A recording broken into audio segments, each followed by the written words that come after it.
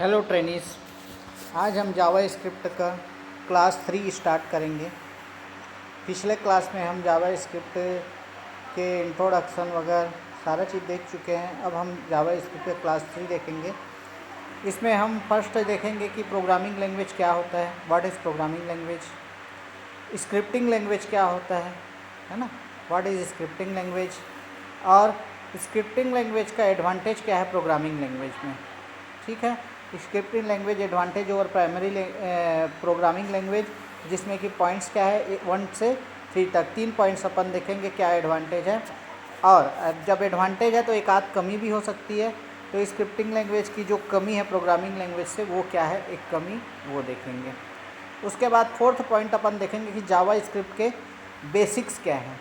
Basics में हम देखेंगे कि जैसे कि आपको इसके पहले वाली क्लास में, फर्स्ट क्लास में मैं बताया था कि जावा स्क्रिप्ट में वेब पेज का यूज़ क्या है, इंटरेक्टिविटी के लिए किया जाता है। वेब पेज में अगर इंटरेक्टिविटी करना है तो उसके लिए जावा स्क्रिप्ट उपयोग किया जाता है। तो कैसे इंटरेक्टिव बनाता है वेब पेज को, वो पहला है why web page becomes interactive, कैसे वेब पेज जो है इंटरेक्टिव बन जाता है। और सेकेंड है important of head section in JavaScript. ठीक है, तो जो हेड सेक्शन है उसमें जावा स्क्रिप्ट की जब प्रोग्रामिंग की जाती है तो हेड सेक्शन का क्या इंपॉर्टेंस है, ये आप फोर्थ टॉपिक है। फिफ्थ टॉपिक है आपका जावा स्क्रिप्ट की डेटा टाइप। ठीक है, तो जावा स्क्रिप्ट की डेटा टाइप्स 6 प्रकार की होती है, उसके बारे में देखेंगे। नंबर है, स्ट्रिंग डेटा टाइप है, ऑब्जेक्ट डेटा टाइप है, बुलियन डेटा टाइप है, नल डेटा टाइप है और अनडिफाइंड डेटा टाइप है। ठीक है, तो आज हम ये 5 टॉपिक जो है जावा स्क्रिप्ट क्लास 3 के अंदर कवर करेंगे। सबसे पहले हम देखते हैं कि प्रोग्रामिंग लैंग्वेज क्या होता है, प्रोग्रामिंग भाषा या प्रोग्रामिंग लैंग्वेज। तो प्रोग्रामिंग लैंग्वेज क्या होता है आप लोग को पता ही है। प्रोग्राम किसको बोलते हैं, सबसे पहले प्रोग्रामिंग लैंग्वेज के लिए आपको प्रोग्राम समझना पड़ेगा। तो प्रोग्राम होता है किसी कार्य विशेष को कंप्यूटर द्वारा कराने के लिए निश्चित क्रम में दिए गए निर्देशों के समूह को प्रोग्राम कहा जाता है। ठीक है, जो भी हम कार्य कराना चाहते हैं और उसका, जैसे कि कल हम लोग एल्गोरिथम क्लास में देखे ही हैं, स्टेप बाय स्टेप हम उसका निर्देश लिखते हैं, है ना। वही निर्देश का जो समूह होता है वो क्या कहलाता है, प्रोग्राम कहलाता है। और ये प्रोग्राम जो है जिस भाषा में या जिस लैंग्वेज में लिखे जाते हैं वो क्या कहलाती है, प्रोग्रामिंग लैंग्वेज कहलाती है। ठीक है, तो जैसे कि कई सारी लैंग्वेजेस होती है, जैसे हिंदी एक लैंग्वेज है, इंग्लिश एक लैंग्वेज है ना। सब बहुत सारी, इंडिया में बहुत प्रकार की लैंग्वेज है और बाहर भी बहुत सारी लैंग्वेज है। वैसे ही कंप्यूटर के जो कंप्यूटर की भाषा जो है, कंप्यूटर की लैंग्वेज जो है वो प्रोग्रामिंग लैंग्वेज है। मतलब कि अलग अलग लैंग्वेज का मतलब क्या होता है, हर एक लैंग्वेज का अपना अलग व्याकरण या सिंटैक्स होता है। अगर आप उस व्याकरण और सिंटैक्स को सीख लेते हो तो वो लैंग्वेज को आप बोलने में सक्षम हो जाते हो, लिखने में सक्षम हो जाते हो। उसी प्रकार कंप्यूटर के भी प्रोग्रामिंग लैंग्वेज का हर एक का अलग अलग अपना सिंटैक्स और व्याकरण होता है। आपको उसको सीखना पड़ता है और उसके बाद उस प्रोग्रामिंग लैंग्वेज में आप एक्सपर्ट बन सकते हो या उसका प्रोग्रामिंग कर सकते हो। तो प्रोग्रामिंग लैंग्वेज क्या है ये तो समझ में आ गया होगा कि प्रोग्राम जिस भाषा में लिखा जाता है वो प्रोग्रामिंग लैंग्वेज कहता है। और प्रोग्राम क्या है कि आप निश्चित क्रम में दिए गए निर्देशों के समूह को प्रोग्राम कहते हैं। ये तो प्रोग्रामिंग लैंग्वेज था, उदाहरण जैसे लिख दिया हूँ। बहुत सारा प्रोग्रामिंग लैंग्वेज के होते हैं, है ना, जैसे कि सी है, C++ है, जावा है ना। ये सब क्या है, प्रोग्रामिंग लैंग्वेज है। बहुत सारे ऐसे होते हैं। अब स्क्रिप्टिंग लैंग्वेज क्या है, जो हम लोग पढ़ने वाले हैं, जावा स्क्रिप्ट, ये तो स्क्रिप्टिंग लैंग्वेज है। तो स्क्रिप्टिंग लैंग्वेज छोटे छोटे प्रोग्राम को स्क्रिप्ट कहा जाता है और वे भाषा जिनका प्रयोग स्क्रिप्ट को लिखने में किया जाता है उन्हें स्क्रिप्टिंग लैंग्वेज कहते हैं। तो स्क्रिप्टिंग लैंग्वेज को अगर परिभाषित करना हो तो क्या बोलेंगे हम, छोटे छोटे जो प्रोग्राम है, स्मॉल उसको हम एक एक स्क्रिप्ट बोलते हैं। और वो लैंग्वेज जिसमें हम इन छोटे छोटे प्रोग्राम या स्क्रिप्ट को लिखते हैं उन्हें क्या बोलेंगे, स्क्रिप्टिंग लैंग्वेज कहेंगे। जैसे कि जावा स्क्रिप्ट हो गया, VB स्क्रिप्ट हो गया, ये सारे क्या है, स्क्रिप्टिंग लैंग्वेज है। उसके बाद थर्ड पॉइंट है हमारा scripting language advantage over programming language. मतलब कि स्क्रिप्टिंग लैंग्वेज जब हम लोग उपयोग करते हैं तो उसका प्रोग्रामिंग लैंग्वेज के ऊपर क्या एडवांटेज होता है, 3 पॉइंट देखेंगे। पहला लाभ तो ये है कि स्क्रिप्टिंग लैंग्वेज जैसे कल भी बताया था, उसका लाभ में हमें बताया था कि इंटरप्रिट की जाती है, ये कंपाइलेशन की इसमें ज़रूरत नहीं होती है। तो इंटरप्रिटेशन और कंपाइलेशन से क्या समझते हो, अगर इंटरप्रिट की जाएगी तो एक बार इसका प्रोग्राम लिखेंगे, है ना, इंटरप्रिट कराना है हाँ, ऐसे देखो, हमको क्या है, इंटरप्रेटर और कंपाइलर, जो प्रोग्रामिंग लैंग्वेज है वो जनरली वो कंपाइलेशन भी होता है, और जो स्क्रिप्टिंग लैंग्वेज है उसमें क्या होता है, आपका इंटरप्रिटेशन होता है। तो ऐसे प्रोग्राम जो किसी भी प्लेटफॉर्म पर चलाए जा सकते हैं, क्योंकि इनका अनुवाद एक इंटरप्रेटर द्वारा किया जाता है। इसलिए हम अपना प्रोग्राम केवल एक बार लिखकर उसे किसी भी वातावरण में एग्जीक्यूट करा सकते हैं। इसके लिए हमें केवल सही इंटरप्रेटर की आवश्यकता होती है। जावा स्क्रिप्ट के मामले में इसका इंटरप्रेटर लगभग सभी वेब ब्राउज़र में पहले से बना होता है, और ये वेब ब्राउज़र अनेक प्लेटफॉर्म और ऑपरेटिंग सिस्टम में उपलब्ध होते हैं। देखो, कंपाइलेशन कराते हैं तो पूरा अपने को एक पूरा जितना भी आप लिखे हुए हैं उसका एक फ़ाइल बनता है, और वो फिर एग्जीक्यूटेबल फाइल आप दूसरे सिस्टम में ले जा के रन करोगे, उसमें आपका हार्डवेयर सॉफ्टवेयर रिक्वायरमेंट फुलफ़िल होगा, तब वो क्या होगा, आपका प्रोग्राम जो है सक्सेसफुली एग्जीक्यूट होगा। लेकिन इंटरप्रेटर में इंटरप्रेट करने का एडवांटेज ये होता है, जो स्क्रिप्टिंग लैंग्वेज है उसमें आप जहाँ जिस सिस्टम में भी ले जाओगे वहाँ पर वो हर एक बार उसको इंटरप्रेट करेगा, जिससे कि क्या होगा कि इसमें आप कहीं पर भी उसको ले जाके इंटरप्रेट करा सकते हो, कोई भी वेब ब्राउज़र में, ठीक है। और सभी वेब ब्राउज़र में जावा स्क्रिप्ट के जो है ये क्या होता है, इंटरप्रेटर उपलब्ध होता है। ये पहला एडवांटेज है। दूसरा एडवांटेज क्या है कि जावा स्क्रिप्टिंग या स्क्रिप्टिंग लैंग्वेज को स्वतंत्रता से या अशुद्ध को क्या लूजली बोलते हैं, अशुद्ध रूप से टाइप किया जा सकता है। मतलब अशुद्ध रूप से क्या है कि अगर हम इसमें कुछ जावा स्क्रिप्ट को अशुद्ध टाइप करने का तात्पर्य है कि हमें इसका उपयोग किए जा रहे जो वेरिएबल्स है इसका टाइप बताने या पहले से घोषित करने की आवश्यकता नहीं है। जैसे कि अन्य प्रोग्रामिंग लैंग्वेज में बिना हम वेरिएबल्स को डिक्लेयर किए, है ना, उसको उपयोग नहीं कर सकते, लेकिन स्क्रिप्टिंग लैंग्वेज में ऐसा नहीं है। आप नहीं भी किए हो डिक्लेयर तब भी उसका उपयोग कर सकते हो। ये इसका दूसरा एडवांटेज है। तीसरा एडवांटेज है कि इसको सीखना और उपयोग करना बहुत सरल है, ठीक है। ये तो तीनों एडवांटेज होगा किसके ऊपर, प्रोग्रामिंग लैंग्वेज से जब कंपेयर करें तो। एक बार मैं रिपीट कर दे रहा हूँ तीनों को शॉर्टकट में। पहला एडवांटेज है कि ये इंटरप्रेट करती है, जबकि प्रोग्रामिंग लैंग्वेज कंपाइल करती है। दूसरा एडवांटेज है कि इसमें जो वेरिएबल्स है इसको डिक्लेयर पहले से नहीं करना पड़ता है, जहाँ चाहे आप इसको उपयोग कर सकते हो, जिस टाइप में आप उपयोग कर सकते हो। ये दूसरा एडवांटेज है। तीसरा एडवांटेज है कि इसको सीखना आसान है और उपयोग करना आसान है, ठीक है। तो जैसे ये तो हो गया इसके एडवांटेज, वैसी एक कमी भी है। तो कमी क्या है कि कमी को थोड़ा सा समझना पड़ेगा आपको कि कंपाइलर और इंटरप्रिटेशन क्या होता है उसके द्वारा, है ना। तो इसको समझते हैं। कमी एक ही है, ये क्या करता है उसको समझते हैं। जिन प्रोग्रामों को कंपाइल किया जाता है उनका एक बार में ही पूरा अनुवाद कंप्यूटर की मशीनी भाषा में कर दिया जाता है और एक एग्जीक्यूटेबल फाइल बनाकर स्टोर कर ली जाती है, जिसको कभी भी और कितनी बार भी एग्जीक्यूट कराया जा सकता है। किस केस में, प्रोग्रामिंग लैंग्वेज के केस में जहाँ पर कंपाइलेशन किया जाता है। लेकिन जब स्क्रिप्टिंग लैंग्वेज की बात आती है तो वहाँ इंटरप्रेट किया जाता है। तो जब इंटरप्रेट किए जाने वाले प्रोग्रामों को हम एग्जीक्यूट कराना चाहते हैं तो हर बार उसका अनुवाद हमको मशीनी भाषा में कराना पड़ता है। इसलिए ऐसे प्रोग्राम जो है वो कंपाइल किए गए प्रोग्रामों की तुलना में थोड़ा स्लो होते हैं, स्लो चलते हैं, ठीक है। क्योंकि उनका फाइल बन गया रहता है, उसको खाली एग्जीक्यूट कराते हैं, कंपाइलेशन का फाइल हर एक सिस्टम में। और इसमें हर बार आपको अनुवाद करके इंटरप्रेट कराना चाहिए, तो थोड़ा स्लो होते हैं। लेकिन चूँकि स्क्रिप्टिंग लैंग्वेज जो है वो छोटे छोटे प्रोग्रामों से मिलकर बना होता है, इसलिए ये इसका जो कमी है ये भी उसमें उतना कारगर सिद्ध नहीं होता है। तो स्क्रिप्टिंग लैंग्वेज उस तुलना में भी इससे अच्छी है। भले कमी बोल सकते हैं कि थोड़ा स्लो चलता है, लेकिन इससे उतनी ज़्यादा समस्या उत्पन्न नहीं होती है, ठीक है। फोर्थ पॉइंट है आपका जावा स्क्रिप्ट का बेसिक। तो जावा स्क्रिप्ट के बेसिक में हम देख रहे हैं 2 पॉइंट देखेंगे। Why web page becomes interactive, मतलब कि जैसे कि आपको इसके पहले वाले क्लास में बताया था कि जब वेब पेज में हम जावा स्क्रिप्ट का क्या उपयोग करते हैं।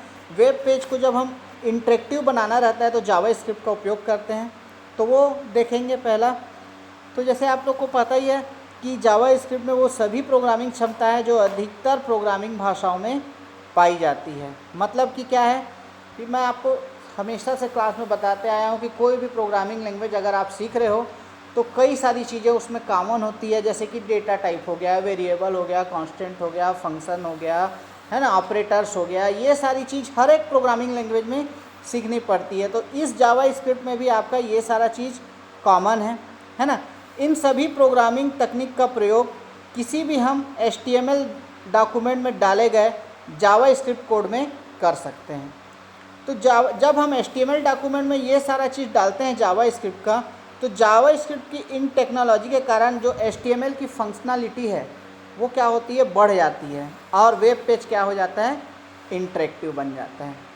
तो मतलब यही है कि जो जावास्क्रिप्ट की प्रोग्रामिंग लैंग्वेज है उसके ये जो सारे पार्ट्स हैं, जब उनको हम HTML कोडिंग में डाल देते हैं तो वो क्या करता है, वेब पेज को और इंटरेक्टिव बना देता है। ठीक है, ये फर्स्ट पॉइंट हुआ। सेकंड पॉइंट है आपका कि जावास्क्रिप्ट में हेड सेक्शन का क्या इंपॉर्टेंस है। ठीक है, तो जैसे कि आपको मैं बताया कि जावास्क्रिप्ट में भी हम क्या करते हैं, वेरिएबल्स हो गया, कांस्टेंट हो गया, फंक्शन हो गया, ये सब को परिभाषित करते हैं। तो इसको परिभाषित सब कहाँ किया जाता है, जो जैसे कि HTML का आप हेड सेक्शन पहले पढ़ चुके हो, तो ये सारे चीज़ को कहाँ पर हम परिभाषित करते हैं, हेड सेक्शन में। यही सबसे आदर्श स्थान है। क्यों? क्योंकि हेड सेक्शन के बाद आपका कौन सा सेक्शन चालू होता है, बॉडी सेक्शन, है ना। तो इसीलिए हम लोग क्या करते हैं कि बॉडी सेक्शन के पहले हेड सेक्शन में जितने भी हमारे वेरिएबल्स हो या कांस्टेंट हो या फंक्शन हो, ये सारे चीज़ को हम क्या करते हैं, परिभाषित कर देते हैं। ठीक है, तो ये इम्पॉर्टेंट है कि आप कुछ भी चीज़ अगर परिभाषित कर रहे हो तो ये क्या करो, आप हेड सेक्शन में ही परिभाषित करो। ये तो हुआ फोर्थ पॉइंट अपना। अब नेक्स्ट है फिफ्थ पॉइंट, जावास्क्रिप्ट के डेटा टाइप्स, है ना। डेटा टाइप्स मैं आप लोग को पढ़ा चुका हूँ, VBA में बता चुका हूँ सारा चीज़, है ना। वैसे ही जावास्क्रिप्ट में भी डेटा टाइप्स होते हैं। डेटा का टाइप, अगर आप कोई वेरिएबल या कांस्टेंट डिक्लेयर करते हो तो उसमें आपको डेटा टाइप होना चाहिए। तो जावास्क्रिप्ट भी कितने डेटा टाइप को सपोर्ट करती है, 6 प्रकार के मेनली डेटा टाइप को जावास्क्रिप्ट सपोर्ट करती है।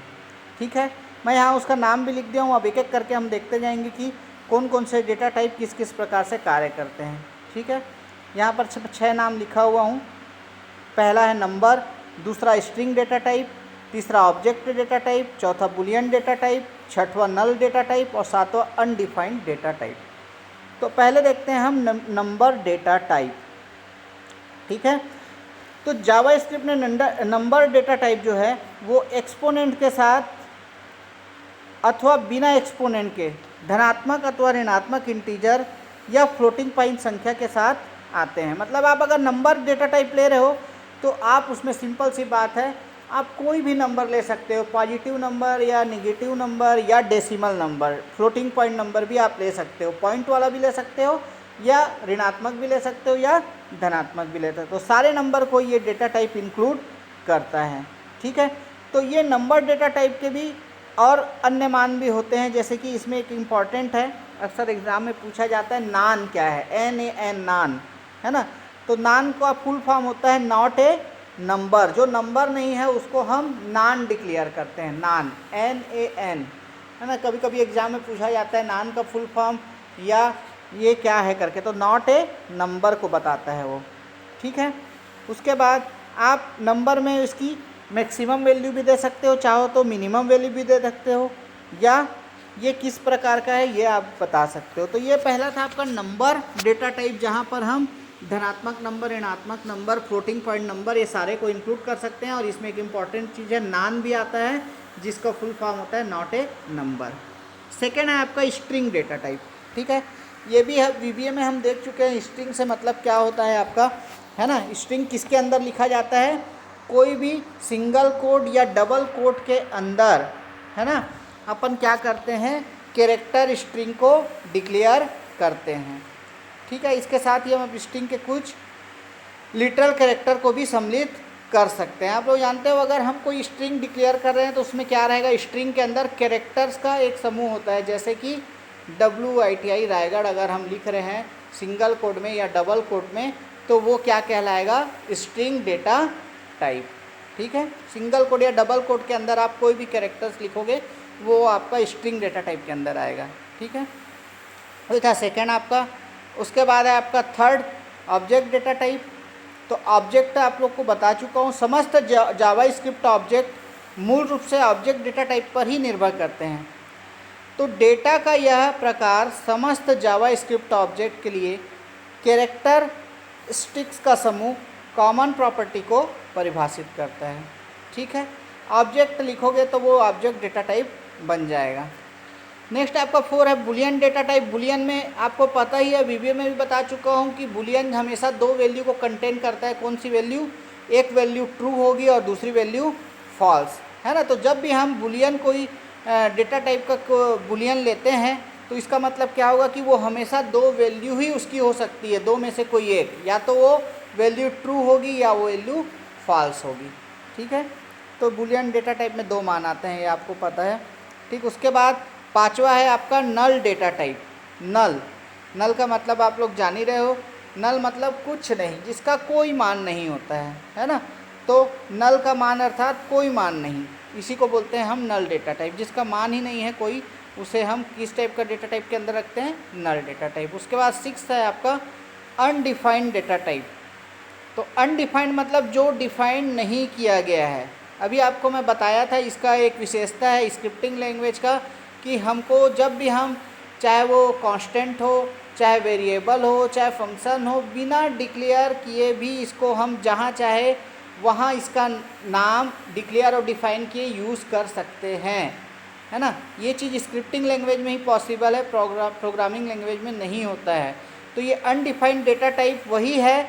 अनडिफाइंड कीवर्ड यह दर्शाता है कि यह वेरिएबल का प्रकार तब तक अपरिभाषित या अनडिफाइंड है जब तक कि इस वेरिएबल को कोई मान नहीं प्रदान किया जाता। मान लो आप कोई वेरिएबल को ऊपर में नाम लिखे, उसका आप डेटा टाइप नहीं दिए हो, ठीक है।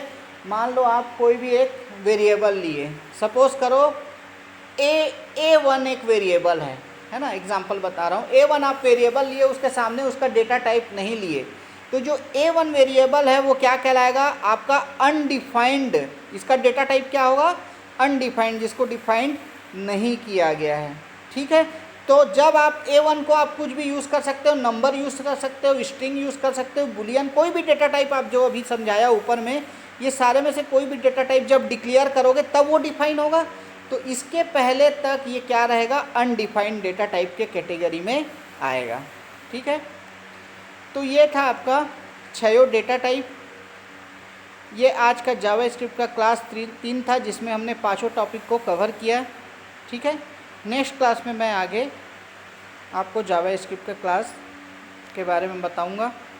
ठीक है, आज के क्लास का आप लोग नोट्स भी बना लेना, अच्छी तरीके से समझ लेना। जहाँ समझ में नहीं है आप लोग रिवर्स फॉरवर्ड करके फिर से सुन सकते हो और समझ सकते हो। ठीक है, ओके, थैंक यू।